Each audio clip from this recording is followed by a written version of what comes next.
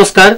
Capital television HD को प्रस्तुति कार्यक्रम क्यापिटल विशेष लिएर उपस्थित भइसकेको छु। आदरणीय दर्शकवृन्द, यो कार्यक्रम तपाईले क्यापिटल टेलिभिजन एचडी त्यसैगरी क्यापिटल एफएम अनि लगायत देशका अरु 37 वटा एफएम स्टेशनहरू र सीएमजी ग्रुपको मोबाइल एपबाट पनि देख्न, पढ्न, हेर्न सक्नुहुनेछ। आदरणीय दर्शकवृन्द, हामीले यो कार्यक्रम मार्फत अथवा क्यापिटल विशेष मार्फत विशेष परिस्थितिमा विशेष व्यक्तित्वसँग विशेष कुराकानी गर्छौं, विशेष संवाद गर्छौं, समस्या उजागर गर्दैनौं, समस्या आएका समस्यालाई कसरी समाधान गर्न सकिन्छ भनेर निष्कर्ष खोज्ने प्रयत्न गर्छौं। त्यसैले पनि यो कार्यक्रम तपाईको कार्यक्रम हो, यो कार्यक्रम हामी सबैको कार्यक्रम हो। देशको अर्थव्यवस्था, देशको सामाजिक अवस्था, देशमा भइरहेको राजनीतिक गतिविधिहरू अनि त्यसैगरी सामाजिक र सान्दर्भिक विषयवस्तुसँग जोडिएर हामीले यो कार्यक्रममा अतिथिसँग संवाद गर्ने गरेका छौं।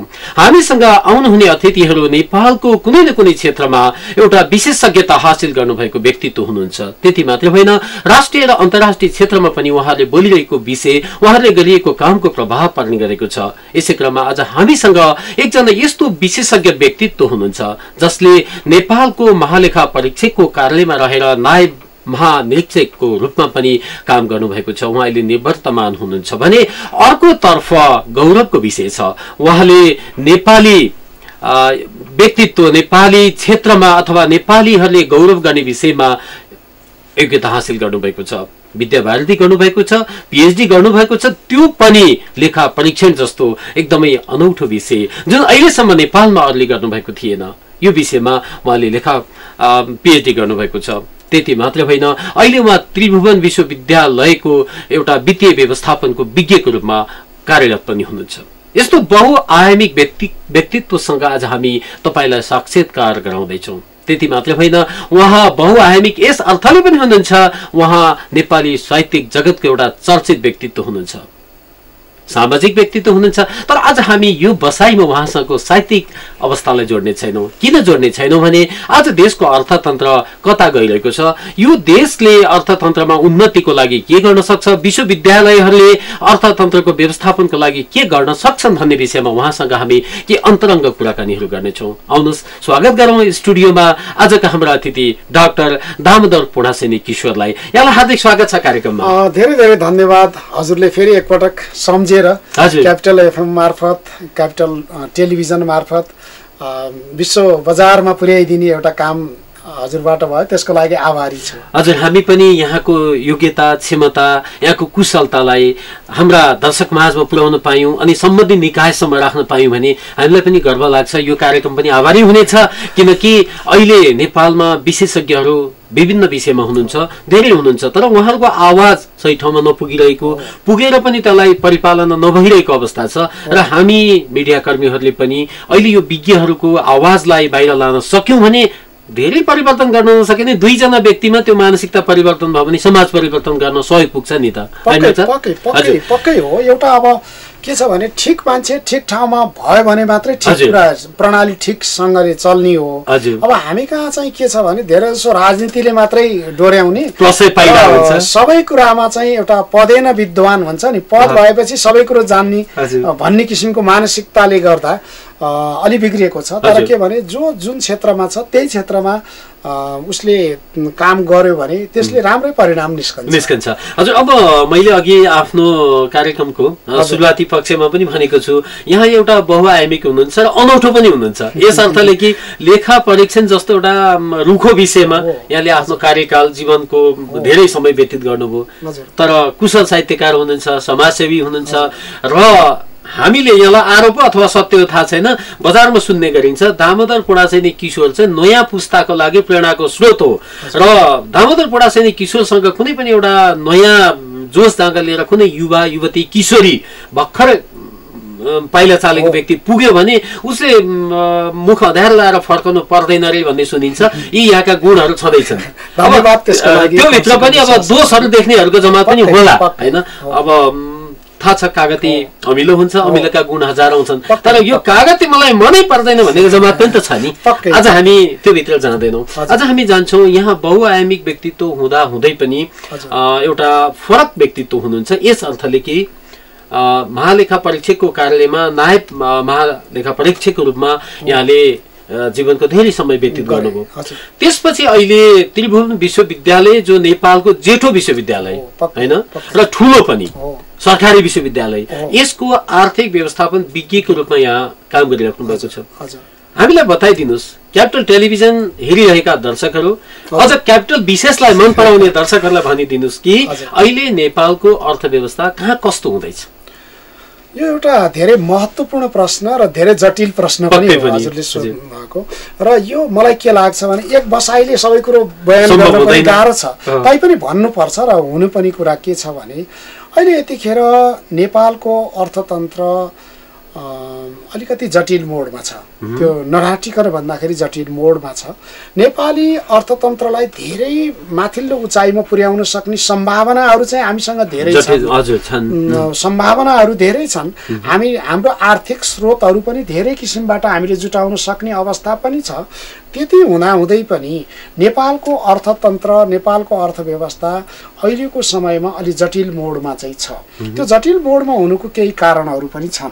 कारण के छन् भन्दाखेरि एउटा चाहिँ बाह्य कारण पनि हो, विश्व परिस्थिति पनि हो। विश्व परिस्थितिमा अहिले एउटा सबैभन्दा ठुलो कुरा के भयो भने यो 24 फेब्रुअरी 2022 युक्रेन र रसियाको बीचमा चाहिँ युद्ध सुरु भयो। त्यो युद्ध अहिलेसम्म टुङ्गिएको छैन।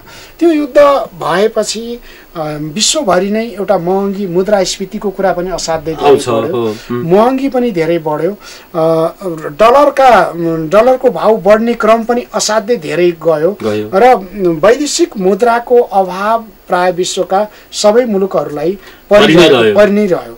त्यो एउटा के भयो भने युद्धमा हात हतियारहरू धेरै प्रयोग हुने, युद्धमा जस्तो युक्रेन जस्तो मुलुकले जो विश्वको चौथो गहुँ उत्पादक पनि हो, गहुँ निर्यातक पनि हो, र त्यसबाहेक तेल जस्ता कुराहरू, तेलन जस्ता बालीहरूबाट उसले विश्वका धेरै जनसङ्ख्यालाई पालिरहेको अवस्था थियो।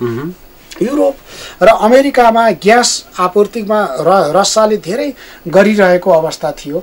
अहिले आएर के भयो भनेदेखि रसियाले पठाउनु पर्ने धेरै स्रोत साधनहरू विश्व बजारमा पुगेनन्। युक्रेनबाट पुग्ने कुरा पनि पुगेन। उल्टो त्यहाँ भएका स्रोत साधनहरू क्षति भए। त्यसको असरले विश्व बजारमै के भयो, इन्धनको पनि ठुलो सङ्कट आइपर्यो। किनभनेदेखि रसिया आफैले इन्धन आपूर्तिको ठुलो हिस्सा रसियाले पनि बेहोरिरहेको थियो।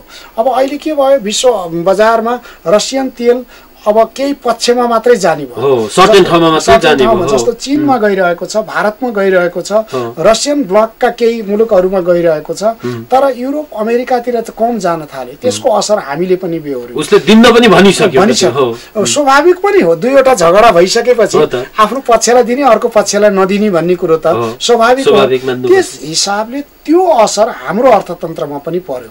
र अर्को एउटा हामीले बिर्सनै नहुने कुरा चाहिँ के भयो भने जुन 2019 को सुरुबाट 2019 को सुरुमा सन् 2019 को सुरुमा चीनको वुहानबाट जुन कोरोना भाइरस आयो, कोभिड भनेर आयो, त्यो आएपछि 2-3 वर्षको बीचमा विश्व अर्थतन्त्र नै तहस नहस स्थिति भयो। मान्छे नै बाँच्ने कि नबाँच्ने भन्ने परिस्थितिमा उद्योग कल कारखाना चल्ने कुरा आएन, ठप्प भयो। आर्थिक गतिविधि सबैतिर ठप्प भयो र नेपाललाई त्यसको ठुलो असर पर्यो। किन भन्दाखेरि हाम्रो ठुलो अर्थतन्त्र एउटा विप्रेषणबाट, रेमिटेन्सबाट चलिरहेको हो। वैदेशिक मुद्राहरू विदेश गएर कमाएर पठाइदिएको पैसाबाट हामी विदेशबाट आउने सामानहरू किनेर बसिरहेका। तर यो कोभिड भइसकेपछि के भयो भने बाहिर काम गर्न जाने मान्छेको संख्या घट्यो, जान सके, धेरै देशले रोके पनि, र जो त्यहाँ बसे उनीहरूले पनि काम गर्न पाएनन् र काम गर्न नपाएपछि पैसा आर्जन पनि गर्न सकेनन्। त्यसको असर पनि नेपालमा पर्यो र त्यसले गर्दा के भयो, बाहिरबाट रेमिटेन्स पनि आउन सकेन र आएको रेमिटेन्स पनि ठिक बाटोबाट पनि आएन, हुन्डीबाट आयो, राष्ट्रिय कोषबाट आएन। त्यसले गर्दा राज्यको कोष पनि कमजोर हुन थाल्यो र त्यो सबै असरले गर्दा नेपालको अहिलेको परिस्थिति हेर्दाखेरि सम्भावना छन् हामीसित। जस्तो पर्यटन उद्योग धेरै अगाडि हामीले बढाउन सक्ने छ, कृषिजन्य अर्थतन्त्रलाई हामीले असाध्यै राम्रो किसिमले अघि बढाउन सकिन्छ। हाम्रो एउटा हजुरलाई पनि थाहा छ, हाम्रो देशको कुनै पनि भूभागमा खेतीपाती गर्न नसक्ने ठाउँ छैन। सगरमाथाको फेददेखि लिएर कचना कलनासम्म नै हामी कुनै न कुनै खेती गर्न सक्छौँ, चाहे अङ्गुर खेती होला, चाहे स्याउ खेती होला, चाहे अरू हाम्रा यार्चा गुम्बादेखिका कुराहरू छन्। सबै व्यवस्थापन गरिदिएको छ। तर हाम्रो एउटा प्रवृत्ति के रह्यो भने स्थानीय तहबाट उत्पादन भएको कुरा हामी त्यति खान खोज्दैनौँ। विदेशबाट ल्याएको चिल्ला कुरा चाहिँ हामी खान खोज्छौँ, जुन स्वास्थ्यको लागि हानिकारक छ। त्यो कारणले पनि समग्रमा भन्नुपर्दा नेपाली अर्थतन्त्रमा सम्भावना असाध्यै राम्रो हुँदाहुँदै पनि कमजोर अर्थतन्त्र भइरहेको छ।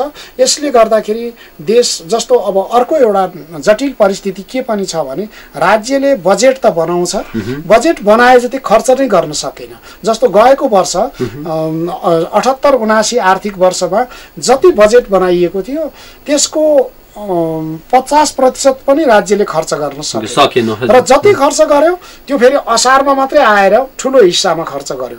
त्यसले गर्दा के भयो भने गुणस्तरको काम पनि भएन र अर्थतन्त्रमा जुन पैसा अर्थव्यवस्थामा चल्नु पर्ने थियो मोबिलाइजेसन त्यो परिचालन पनि हुन सकेन। त्यसले गर्दाखेरि के रह्यो भने रोजगारीको स्थिति पनि नाजुक स्थितिमा रह्यो, उत्पादन पनि राम्रोसित हुन सकेन। त्यसको परिणाम स्वरूप के भइदियो भने मुद्रास्फीति झन् बढ्ने स्थिति भयो र जनतालाई खाद्यान्नको अभाव हुने, रोजगारीको अभाव हुने, पैसा पनि साथमा नहुने, त्यो एउटा जटिल समस्या देखियो।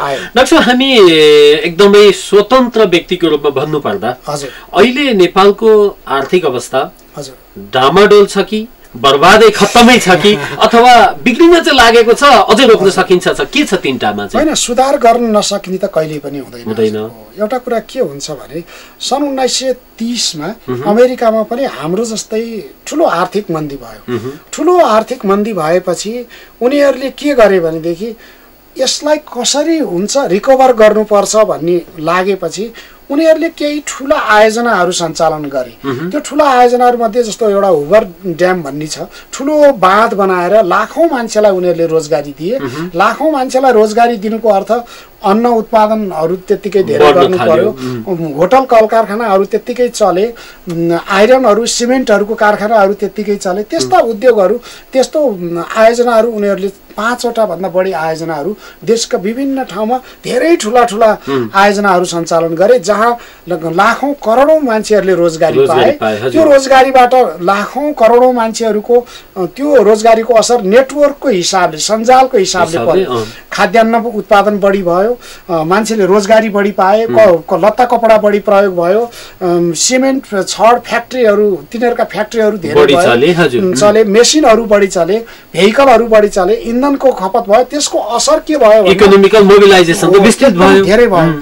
मलाई पनि के लाग्छ भने हाम्रो देशमा सबभन्दा ठुलो समस्या के हो भने आयोजनाहरू त हामी कहाँ छन्, तर नाम मात्रले चलिरहेका छन्। लक्ष्य यति वर्षमा, 5 वर्षमा भनिन्छ, तर 20 वर्षमा नि सकिँदैन। जस्तो मेलन्ची खानेपानी आयोजनाकै कुरा गरौँ, 2006 मा कृष्णप्रसाद भट्टराईले के भन्नुभयो भने 2006 मा यहाँ खानेपानी आएर त्यो पानीले यहाँ मात्र होइन वीरगञ्जमा समेत त्यो पानी धेरै ठुलो हुन्छ, त्यहाँका बच्चाहरू राम्रोसित सम्हाल्नु होला, नत्र बगेर उता पानीतिर पुग्छ भनेर उहाँले भाषण गर्नुभयो टोली खेलमा। तर अहिलेसम्म पनि धारामा राम्रोसँग पानी आइरहेको छैन। भनेको के हो भने हाम्रोमा एउटा ठुलो समस्या के छ भने आयोजना व्यवस्थापनको समस्या छ। आयोजना छनौट गर्दा राम्रोसँग गरिँदैन, आयोजना पुरा गर्ने कुरामा राम्रोसँग गरिँदैन र एउटा ठुलो समस्या चाहिँ के छ भनेदेखि राजनीतिक समस्या पनि छ।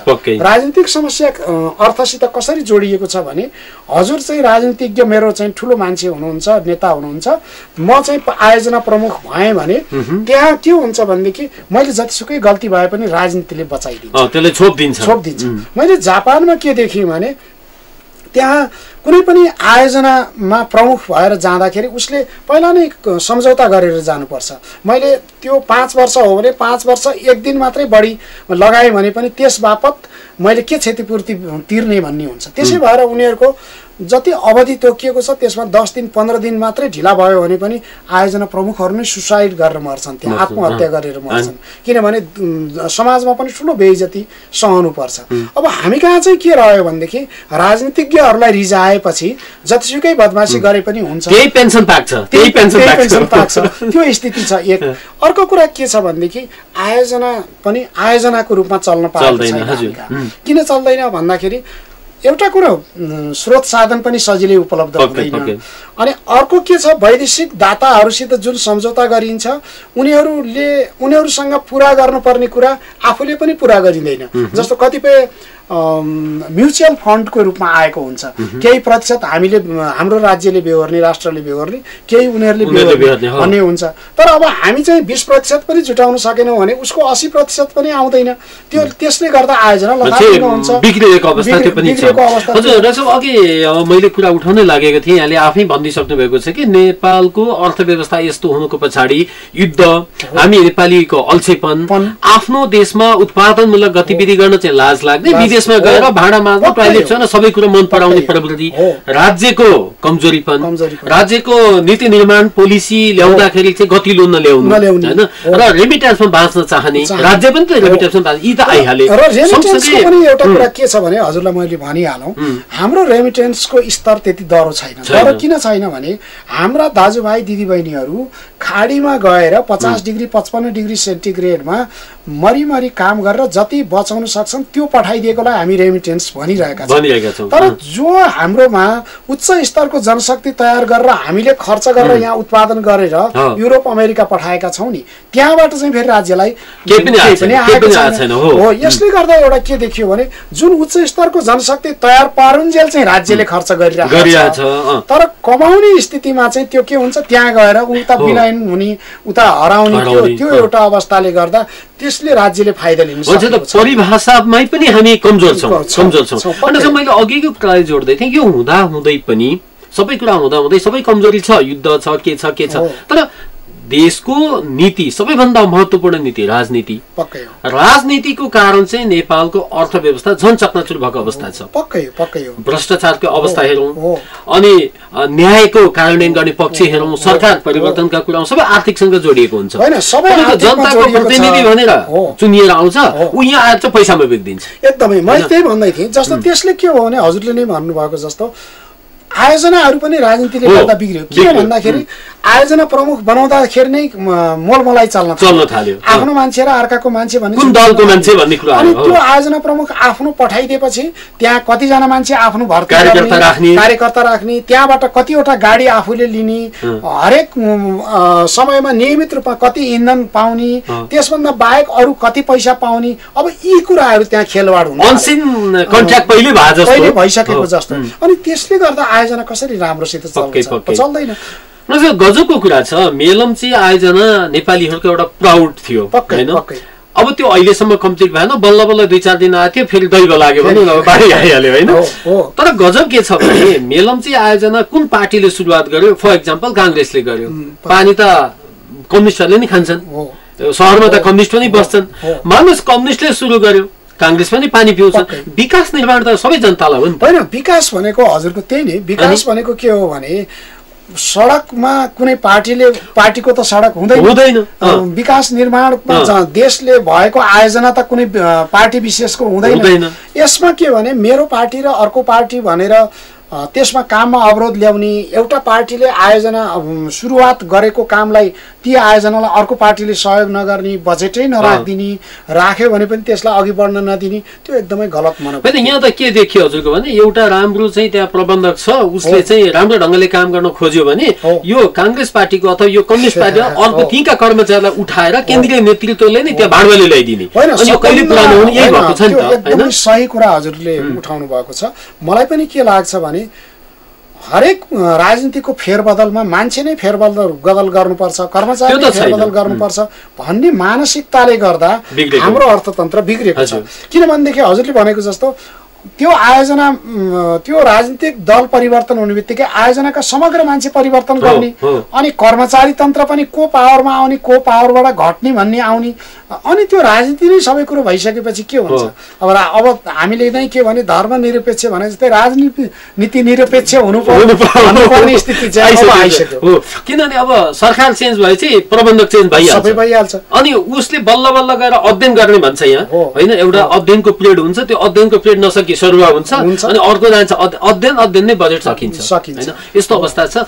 दर्शकबिन हामीले समग्र रूपमा हेर्ने हो भने देशको अर्थतन्त्र नाजुक हुनलाई हाम्रो प्रमुख नीति राजनीति कर्मीको मानसिकता र सरकार सञ्चालनको प्रक्रिया नीति निर्माणको प्रक्रिया नै कतै गलत छ कि हामीले सोच्ने बेला भएको छ। मलाई लाग्छ यो कार्यक्रमको निष्कर्ष एउटा यो पनि होला। अब डाक्टर साहब हामी अर्को पक्षतर्फ पनि अगाडि बढ्छौँ है। अघि भर्खर हामीले भन्यौं विश्व अर्थतन्त्रले नेपाली अर्थतन्त्रलाई प्रभाव पार्यो, नेपाली मानसिकताले पनि प्रभाव पार्यो, असल पोलिसी बन्न सकेन, बनेको पनि कार्यान्वयन भएन, यो कार्यले असर गर्यो ठिक छ। अब म यहाँलाई अर्कोतर्फ जान्छु, अघि यहाँले जोडी पनि सक्नु भएको छ रेमिटेन्सको कुरा। रेमिटेन्सको परिभाषा पनि अब परिवर्तन गर्ने बेला भइसक्यो एक कुरो। अर्को कुरो ल मान्नुहोस् अहिलेकै रेमिटेन्स जुन हाम्रा युवाहरू खाडी मुलुक जान्छन् कहाँ जान्छन् होइन, अब बाध्यता पनि छ, देशमा रोजगारी छैन, गएर कमाउँछन् ल्याउँछन्। तर त्यो कुरो चाहिँ मान्नुहोस् न खाडी मुलुकमा कमाएर ल्याएको पैसा यहाँ आइसकेपछि त्यसले एउटा कृषि फार्म खोलिदिने, एउटा भैँसी किनेर दुध बेच्नेमा गइदिएको भए उत्पादनमूलक भएर यसले अझ बढाउँथ्यो। यहाँ केमा जान्छ भन्दा तीबाट आयात भएर आएको टेलिभिजन किनिन्छ होइन, तीबाट आयात भएर आएको मोटरसाइकल किनिन्छ, मोबाइल किनिन्छ। त्यही मोबाइल चाहिँ हाम्रो देशको होइन, त्यो तीबाट बनेर आएको हुन्छ। त्यसमा भनेको उसको देशको पैसा हामी पसिना चुहाएर मेरो देशमा ल्याउँछौँ, त्यो ट्याक्स तिरेर होइन रेमिटेन्स तिरेर फेरि त्यो फर्केर उसकै देशमा जान्छ। यो प्रवृत्ति रहेसम्म चाहिँ देशको अर्थतन्त्र विकास हुन सक्ला त? रेमिटेन्सले देश चलाउने नेताहरूले सोच्ने बेला गहन प्रश्न र विचारणीय प्रश्न पनि हो। मलाई के लाग्छ भने हजुरले भनेको जस्तै एउटा कुरा के हुन्छ भने देश जहिले पनि उत्पादनमूलक क्षेत्रमा चाहिँ अघि बढ्यो भने टिकाउ हुन्छ। उपभोग मात्रै गर्ने हो भने हजुर हाम्रो घरमै पनि कमाई भन्दा धेरै हामी उपभोग गरेर सक्दिन्छौँ, खाएर पिएर रमाइलो गरेर सक्दिन्छौँ भने घर त धेरै बेर टिक्दैन। भएको हामी कहाँ पनि त्यही नै हो। एउटा कुरा के रह्यो भने पहिलो कुरो मैले अघि पनि भने रेमिटेन्स आउने स्रोत दरिलो हाम्रो होइन, त्यो हुँदै होइन। हाम्रो चाहिँ अब दुःख जिलो गरेर यसो चाहिँ 2-4 पैसा कमाएर हाम्रा युवाहरू युवतीहरूले दुःख गरेर अलिअलि कमाइदिएको त्यो पनि खाडी मुलुकमा गएर मलेसियातिर गएर अलिअलि कमाएर पठाएकोले त्यो हाम्रो दरिलो स्रोत होइन। र मैले अघि नै भने उच्च स्तरको शिक्षा लिएर जाने मान्छेले त्यो पठाएकै छैनन्, त्यसबाट हुँदैन। र अर्को कुरो के हुन्छ भने हजुरले भनेकै जस्तो त्यहाँबाट आएको जुन रेमिटेन्स आउँछ हाम्रो अर्थतन्त्रले के गरिदिनु पर्थ्यो भने त्यो साँच्चै एउटा उपभोगमूलक भन्दा उत्पादनमूलक क्षेत्रमा चाहिँ प्रयोग गरिदिनु पर्थ्यो। अब अहिले नै एउटा उदाहरण के भने हामी धेरै सुपारी निर्यात आयात गरेर बसिरहेका छौँ र अस्ति एउटा आंकडा पनि आयो, त्यो हामीले खेल्ने प्ले कार्ड मात्रै करोडौं रुपियाँमा हामी आयात डलरमा किनिरहेका छौँ होइन। त्यो कुरो किन चाहियो? नत्र भने के बनाउँछ देशमै बनाऊ, नभएदेखि डलरमा रोक्न सकियो नि त। अनि अनावश्यक कुराहरू हामीले धेरै आयात गरेर बसिरहेका छौँ, जुन कुरो गलत हो। र हामीले अर्को कुरा के छ भने खाडी मुलुकमा गएर हाम्रा युवाहरूले के गरेका छन् भन्दा भेडा चराइरहेका छन्, त्यहाँका खेतीपाती गरिरहेका छन्, पसिना चुहाएर त्यहाँ कन्स्ट्रक्सन निर्माण कामहरूमा 50 तला 100 तला माथि काम गर्दा गर्दै गर्मीले सहन नसकेर फुत्त चरा खसे जस्तो खसेर जीवन बिताइरहेका छन्। त्यस्तो अवस्थामा काम गर्ने युवाहरूलाई हिजो त रहरमा जान्थे, अहिले त्यो बुझेर आउनेहरूले हाम्रो गाउँमा आएर खेतीपाती पनि गर्न थालेका छन्, उद्योग कल कारखाना पनि खोल्न थालेका छन्। हजुरले भनेकै जस्तो हाम्रो नीति नै एउटा के हुनु पर्यो भने ती मान्छेहरूलाई त्यहाँ पठाउनु भन्दा यी नै हाम्रो कृषिमूलक उद्योगहरू पर्यटन उद्योगहरू गराउन सक्ने हो भने हामीले धेरै कमाउन सक्ने अवस्था छ। किनभनेदेखि हामीले बाहिरबाट आउने पर्यटकलाई मात्रै राम्रो किसिमले भित्र्याउन सक्ने हो भने हाम्रा रोजगारी असाध्यै माथिल्लो स्तरमा छ। म 1 वर्ष अगाडि सगरमाथा बेस क्याम्प र सगरमाथा वरिपरि गएर आएको थिएँ। त्यहाँको होटलहरूमा प्राय तराईतिरको र पहाडतिरका मान्छेहरू अहिले गएर खाडी नगइकन त्यहाँ गएर 1 महिनाको 1.5 लाख 2 लाख रुपियाँ कमाएर बसिरहेका छन्। र उनीहरूले मलाई भने पनि आफ्नो देशमा बस्न पाइएको छ, यति राम्रो हावापानीमा बस्न पाइएको छ, पर्यटकहरूलाई यति राम्रोसित रिजाउन सकिएको छ भने किन खाडीमा जाने? त्यो एउटा राज्यले पोलिसी पनि त्यसरी ल्याइदिनु पर्यो। त्यो भयो भनेदेखि साँच्चै राज्यले एउटा अर्थतन्त्रका स्रोतहरू त हामीसित धेरै छ।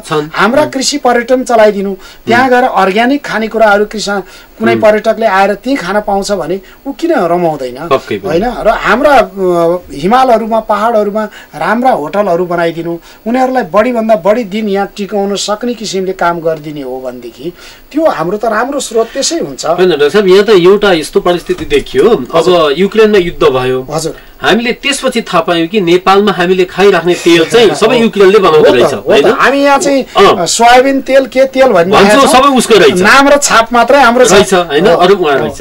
अहिले युद्ध भएको यति लामो समय भयो, 150-200 रुपियाँमा लिटरको पाइने तेल अहिले 350-400 रुपियाँ, त्यो पनि भनेको पसलमा भने जति पाइँदैन। यस्तो अवस्थाले नेपालीहरू बाँचिरहँदा हाम्रो सरकार चाहिँ युक्रेनको युद्ध कहिले सकिन्छ र तेलको भाउ घट्छ भनेर बसिरहेछ। तोरी उत्पादन नेपालमा कसरी बढाउने, कृषि तेलन बालीहरूलाई कसरी प्रोत्साहित दिने, यो कुरोतिर सरकार लाग्दैन। अब हजुर हामीले देख्यौँ युक्रेनको युद्ध एकातिर, युक्रेन र रसियाको युद्ध एकातिर भइरहेको छ। अहिले हाम्रो पूर्वतिर चीन र अमेरिकाको पनि त्यहाँ ठुलो समस्या आइरहेको छ। अब त्यहाँ यदि युद्ध सुरु हुने हो भने त हामीलाई त त्यसको असर त सिधै पर्छ नि, छिटो पर्छ। अब अहिले हामी युक्रेनको युद्धले त आत्तिरहेको छौँ, अब यतापट्टि युद्ध सुरु भयो भने के पो होला, अनि हामीले के खाने के बस्ने भन्ने समस्या छ। त्यसो भएको हुनाले एउटा कुरा के हो भने अर्थतन्त्र राम्रो बनाउनको लागि दिगो विकास सबभन्दा जरुरी छ। सस्टेनेबल डेभलपमेन्टको कन्सेप्ट हामीले ल्याएनौँ भने त्यसले राम्रो हुन सक्दैन। त्यसको लागि हामीले के भने रोजगारी राम्रोसँग दिलाउन सक्ने, मैले अघि नै भने नि, जस्तो हाम्रो यहाँ ठुला आयोजनाहरू भनेर भनेका छ, राष्ट्रिय महत्त्वका आयोजनाहरू हामीले भन्छौँ, तर राष्ट्रिय महत्त्वका आयोजनाहरू सञ्चालनै राम्रोसँग गरिएको छैन। जस्तो गएको वर्ष हामीले पोखरा विमानस्थल भनेर बनाउने भनेर काम सुरु गर्यौँ, तर हामीले वर्षभरिमै खर्च नै 1 पैसा गर्न सकेनौँ। अब त्यहाँ रोजगारी कहाँ हुन्छ, विकास निर्माण कहाँ हुन्छ? त्यस्तै हामी फास्ट ट्र्याकको कुरो गरिरहेको छौँ। फास्ट ट्र्याक भन्ने कहिले हो, पुरा गर्ने कहिले हो, त्यो पनि एउटा समस्या छ। हजुरले भनिरहँदा म एउटा कार्यक्रममा सहभागी भएको थिएँ, कोरियन राजदूत चाहिँ त्यहाँ आउनु भएको थियो। उहाँले एउटा डेमो देखाउनु भयो कि कोरिया युद्धबाट तहस नहस हुँदाखेरि उहाँहरूले एउटा सहर चाहिँ 6 महिनामा एउटा पुरै सहर बनाइदिनु भएछ। त्यहाँ अहिलेको आधुनिक सम्पूर्ण सुविधाहरू त्यहाँ रहेछन्। विश्वका पर्यटक चाहिँ त्यो सहर हेर्न अहिले जान्छन्। अनि उहाँले उदाहरण दिनुभएको थियो, 13 काठमाडौँको मुटुमा बनेको पुरानो बस्पाको एउटा बिल्डिङ नक्सा पास भएर बिल्डिङ सुरु गरेको चाहिँ 30 वर्ष भयो। 30 तले भवन बन्न चाहिँ तिमीहरूलाई 30 वर्ष पनि कम्प्लिट भएको छैन, अहिले नि बन्दैछ, बनाइरहेछ। हामीले एउटा घर 200 तलाको 200-600 एउटा घर बनायौँ 6 महिनामा, र सहर छ हाम्रो त्यहाँ, प्रत्येक घरको 600 तला छन् है। भनेदेखि विकास के हो भन्ने कुरो त्यहाँ हेर्न आउ तिमीहरू। उहाँले भन्नुभएको हजुरले भन्नुभएको जस्तै म 4 वर्ष अगाडि उत्तर कोरिया गएँ कि। उत्तर कोरिया त अलि बन्द देश पनि सबै हो, अनि मान्छेहरू के भन्थे भने उत्तर कोरियाको मान्छेहरूले खान पनि पाउँदैनन्, त्यहाँ त भोकमरी छ, सारा कुराहरू छ भन्थे, सरकारले लुकाउँछ भन्थे। तर त्यहाँ जाँदा मलाई अचम्म लाग्यो। त्यहाँ अचम्म किन लाग्यो भने उनीहरूले सन् 2012 भन्दा पछाडि हरेक वर्ष एउटा नयाँ सहर बनाउँदो रहेछन्। हरेक नयाँ सहर, त्यो पनि कम्तीमा 70 तलाका घरहरू बनाउने, र त्यसमा त्यो सहरमा 10,000 मान्छे बस्न मिल्ने त्यो अत्याधुनिक सुविधा भएका घरहरू बनाइरहेका छन्। 2012 देखि आज 22 सम्ममा उनीहरूले हरेक वर्ष एउटा सहर निर्माण गरिरहेका छन्। भनेपछि उनीहरू त्यो हिउँ परे पनि उनीहरूलाई मतलब छैन, गर्मी भए पनि मतलब छैन, काम सकेका छन्, गरेका छन्। हरेक वर्ष एउटा सहर बनाइरहेका छन्। त्यो सहर भनेको बाटोघाटो पनि त्यहाँ छ, ट्रेन पनि त्यहाँ छ, कल कारखाना पनि छ, उद्योग पनि छ। भनेपछि त त्यो गरेदेखि त सकिन्छ नि, सम्भव त छ। तर अब हामी कहाँ चाहिँ के रह्यो भने विकास निर्माणका आयोजनाहरू जस्तो स्थापना गर्ने भन्ने, तर त्यो कहिले पुरा हुने पनि मतलब छैन, कहिले पुरा हुनुपर्छ पनि मतलब छैन। त्यो गर्नेलाई पनि ठिकै छ, नगर्नेलाई पनि ठिकै छ। त्यसबाट अन्य पक्षले के फाइदा लिन सक्छ त्यसलाई मात्रै ध्यान छ। त्यो कारणले गर्दा हाम्रो विकास चाहिँ विकासै भएन। हामी भाषणमा र लिखितमा चाहिँ द्रुत विकास भन्छौँ, अनि एकदमै लघु आयोजनाहरू पनि भन्छौँ, तर व्यवहारमा चाहिँ भएन। हजुर, अब अलिकति हाम्रो ध्यानलाई अलिक परिवर्तन गरौँ। यहाँ महालेखा परीक्षकमा निकै लामो समयको रूपमा नायब महालेखक भएर बस्नुभयो। अब लेखा परीक्षण विषयमै पिएचडी गर्नुभयो होइन, त्यो पनि नेपालको पहिलो व्यक्ति हुनुहुन्छ। भोलि नेपालको इतिहास लेखिँदाखेरि यसले हामीलाई गर्वतर्फ पनि लान्छ। हाम्रो एकजना नेपाली पनि लेखा परीक्षणमा पिएचडी गर्नुभयो भन्ने कुरोमा आउँछ होइन। यो सबै हुँदा हुँदै क्यापिटल टेलिभिजन हेरेका दर्शकलाई एउटा कुरा ढाँटी भनिदिनुहोस् कि यी सबै हुँदा हुँदै नि नेपालका लेखा परीक्षकलाई विश्वास चाहिँ गरिँदैन भन्छन् नि, किन? त्यो के असक्षम भएर हो कि वातावरण नपाएको हो? त्यसमा धेरै हदसम्म सत्यता पनि छ। त्यो अरू पेसामा पनि होला। लेखा परीक्षकलाई पनि एउटा के भने सबै लेखा परीक्षक सबै गुणले सम्पन्न छ त्यो होइन, त्यसभित्र धेरै कुराहरू छन्। र अर्को कुरो के छ भनेदेखि कुनै पनि पेसा राम्रो हुने भनेको उसको गुणस्तर, उसको चरित्र, उसको विज्ञता, आचरण, उसको विज्ञता र उसले काम गर्ने शैली, त्यसमा भर पर्छ। त्यो भित्रको अनुशासन पनि आउँछ। त्यही मैले आचरण भने त्यो कुराहरूले असर गर्छ। अब यहाँले भन्नुभएको जस्तो अब नेपालमा अहिले बेरोजगारी बढ्नुमा धेरै कारणहरू छन्। त्यसमध्ये धेरै गुनासोहरू जस्तो लेखा राम्रोसित नराखेको, लेखा ऐन कानुनहरू राम्रो पालना नगरेको, राज्यले नै राम्रो इनिसिएसन नलिएको भन्दा भन्दै लेखा परीक्षकले पनि राम्रो किसिमले बेरोजगारी लेखेन, नलेख्नु पर्ने लेख्यो, लेख्नु पर्ने बेरोजगारी लेखेन भन्ने पनि आम गुनासोहरू आइरहेका छन्। त्यस भएको हुनाले अब त्यो विश्वास र अविश्वासको कुरा पनि त्यसै गरी आएको हो जस्तो मलाई लाग्छ। हजुर, अब मैले यहाँलाई जोड्न खोजेको थिएँ, अहिले भर्खरै संसार माध्यममा आइरहेछ राष्ट्र ब्याङ्कको अडिट चाहिँ बाहिरबाट ठेकेदार आउँदैछन् गर्न, होइन? अब कस्तो अचम्म के हाम्रो देशको केन्द्रीय ब्याङ्क होइन त, सरकारी ब्याङ्क, अब यसको लेखा गर्न चाहिँ लेखा परीक्षण गर्न विदेशबाट मान्छे ल्याउने, अनि त्यो पनि ठेक्कापट्टाको लागि, राज्यले पैसा लिनको लागि। अब एयरपोर्ट जुन संवेदनशील ठाउँ विदेशीहरूलाई सञ्चालन गर्न दिने, त्यसको टेन्डर अरूले पार्ने, अनि यहाँका चाहिँ नि कला कौशल मठ मन्दिरको अन्वेषण गर्न चाहिँ अरूलाई जिम्मा दिने, यी कुराहरू असाध्य आउँदाखेरि एउटा सच्चा नेपाली हुँदा पक्कै मन दुख्छ। होइन, यो दुख्नु पर्ने कुरा पनि हो र रोक्नु पर्ने कुरा पनि हो। अब म राष्ट्र ब्याङ्क तर्फै लान्छु। राष्ट्र ब्याङ्कको यो विषयलाई चाहिँ एकचोटि भनिदिनुहोस् कि यो ठिक हो त अरूबाट आउने? र मलाई लाग्छ यहाँको पालामा पनि एकचोटि यहाँ महालेखा परीक्षकमा बस्दैखेरि यो घटना आउँदा कता कता दामोदर फुना सैनिकको कारण पनि रोकियो अरे भन्ने हल्ला आएको थियो। अब साँचो हो कि हल्ला त यहाँ नै हुनुहुन्छ? होइन, त्यो एउटा सही कुरा हो। यो म महालेखा परीक्षकको कार्यालयमा हुँदाखेरि केही समय मैले संस्थान महाशाखा पनि हेरेको थिएँ। त्यो बेलामा पनि यो राष्ट्र बैङ्कको लेखा परीक्षण विदेशी लेखा परीक्षकबाट हुनुपर्छ भनेर एउटा टोली नै नेपाल आएको थियो। र त्यो टोली आएको बेलामा मैले त्यतिखेरको महालेखा परीक्षक अहिले पनि उहाँ नै हुनुहुन्छ, उहाँलाई मैले भने यो किनभनेदेखि यो एकदमै हाम्रो संविधान भन्दा नि विपरीत कुरा छ, कानुन भन्दा पनि विपरीत कुरा छ।